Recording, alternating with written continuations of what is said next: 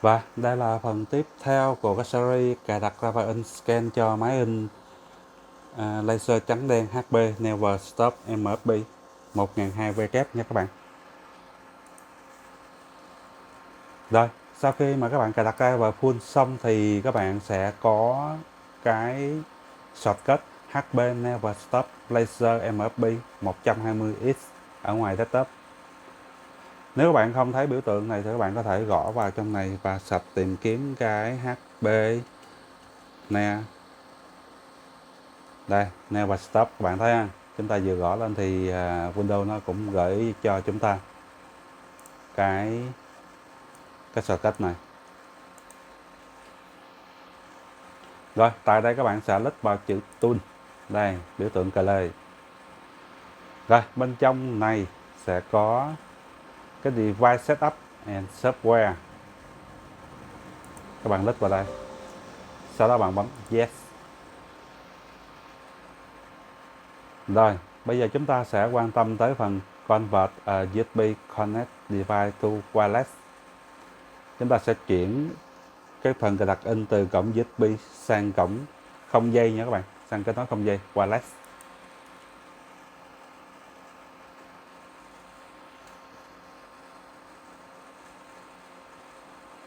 Rồi, tại đây thì nó sẽ cho thấy những cái wifi đặt gần cái máy in.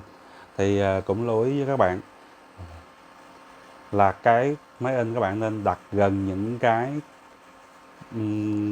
phát wifi á, những cái cục modem wifi mạnh mạnh tí nha, để máy in nó hoạt động ổn định, hoạt động nhanh hơn. Rồi, ở đây mình sẽ chọn cái hiệp tính phát có dấu nha các bạn. Rồi, sau khi mình chọn đây, các bạn thấy chọn xanh lên nè, chọn đây. Rồi, các bạn sẽ bấm Net nhé các bạn. Ở dưới này là cái trường hợp các bạn mà không nhìn thấy cái tên, những cái tên mà wifi, modem wifi nằm ở đây á, thì các bạn sẽ click vào chọn dòng dưới đây. Còn của mình đã nhìn thấy ở trên này, các bạn là click vào đây, select your wireless network name. Tiếp theo các bạn bấm Net. Rồi, tại đây các bạn sẽ nhập password vào, gõ đúng password nha các bạn. Sau khi nhập password xong, các bạn bấm Net. Thì các bạn lưu ý, lúc này máy in của các bạn đang kết nối bằng cáp USB từ máy in sang cái máy vi tính hay là cái laptop của các bạn. Cái công đoạn này các bạn sẽ dùng cáp in USB kết nối để thiết lập cài đặt wireless đầu tiên, lần đầu nha các bạn. Những lần sau thì các bạn, những cái máy tính khác trong hệ thống mạng của các bạn thì không cần phải làm cái thao tác là cần tới cáp in USB nữa. Bởi vì sau khi các bạn setup wireless xong thì chúng ta sẽ có được một cái địa chỉ IP của cái máy in, và chúng ta sẽ kết nối thông qua địa chỉ của máy in đó thôi.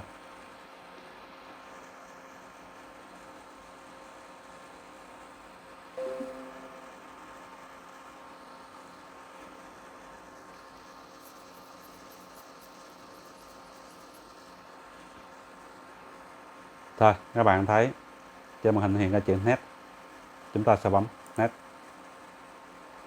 Rồi, bước này là các bạn thấy ha, vô lông ngắt cáp USB kết nối tới thiết bị của bạn.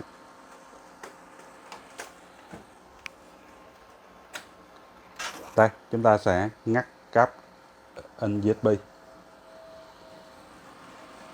Ok.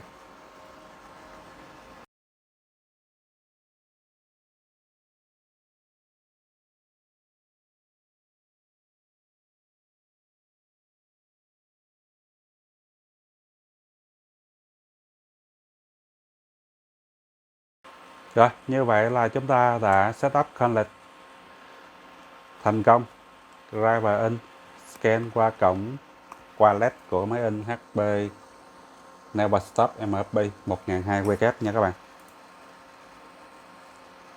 Làm sao các bạn biết chúng ta đã kết nối thành công?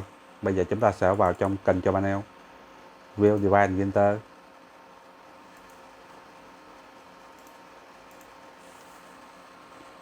Đây các bạn thấy cái chữ Network nha, Network. Rồi bây giờ lít chuột phải lên, chọn Winter Properties.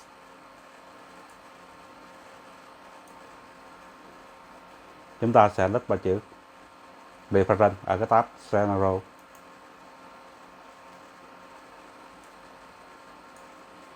Paper. Các bạn thấy lúc cái driver mà cài đặt in scan qua cổng USB á, thì các bạn thấy cái phần paper size nó đang là letter, mình chỉnh lại thành A4 xong nha. Rồi sau khi mình chuyển cạc qua cái là cổng wireless thì lúc này mấy phần paper size các bạn phải vào setup lại nha. Paper size chọn A4, ok. Tab Advanced cũng như vậy luôn. Thì các bạn cũng vào printing default, paper, letter, chuyển thành A4, ok. Rồi, làm sao các bạn biết bây giờ đang là cổng wireless?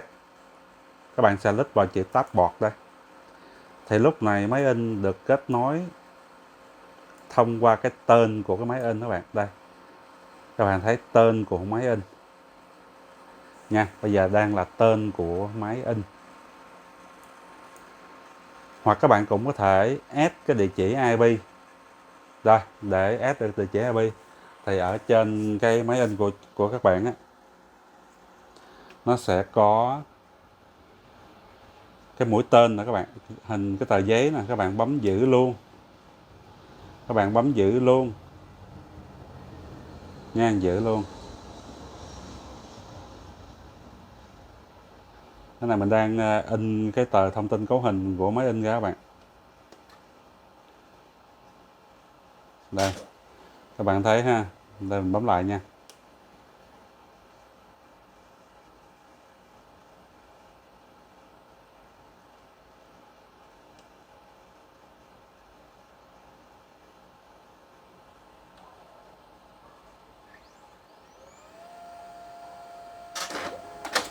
Mình bấm cái đèn power này nữa các bạn, nó chớp tắt á. Nó chớp tắt thì mình buông tay ra thì máy in nó sẽ in ra hai cái tờ giấy. Nha. Thì máy in sẽ in ra hai cái tờ giấy. Thì cái tờ đầu tiên, đây các bạn thấy ha. IP address 192.168.88.84. Tương tự như vậy ở bên cái tờ thứ hai. Đây, IPv4 address 192.168.88.84. Bây giờ chúng ta sẽ add cái địa chỉ IP này vào bên trong của cái máy in. Rồi, sẵn đây mình sẽ nói luôn ha. Cái phần mà Wi-Fi Direct Password nữa bạn. Bạn thấy là 123456778 nha. 123456778. Cái Wi-Fi Direct Setup này để dành cho các bạn in qua trực tiếp từ điện thoại sang cái máy in này thì mình sẽ giới thiệu trong một cái video tiếp theo.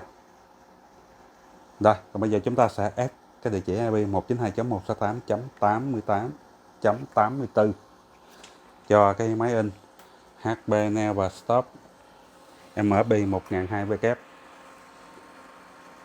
Các bạn chọn Add Board, chọn Standard TCP, duyệt IP board, bấm vào New Board, bấm Net 192.168.88.84. Sau đó bấm Net, Finish, Close, Apply. Rồi các bạn thấy lúc này địa chỉ IP đây, chúng ta được dấu tích chọn vào đây, Apply, ok. Rồi, lít chuột phải lên.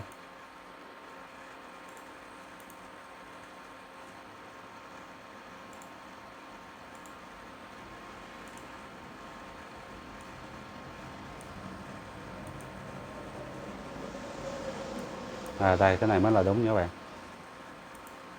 Và bây giờ bấm vào phim Test Space.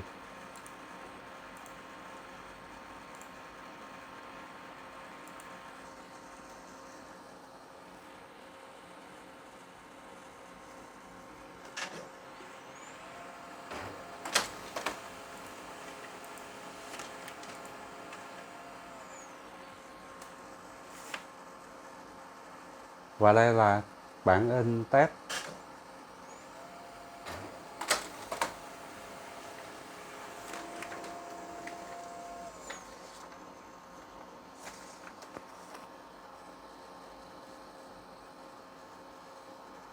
bọt nem các bạn 192.168.88.84.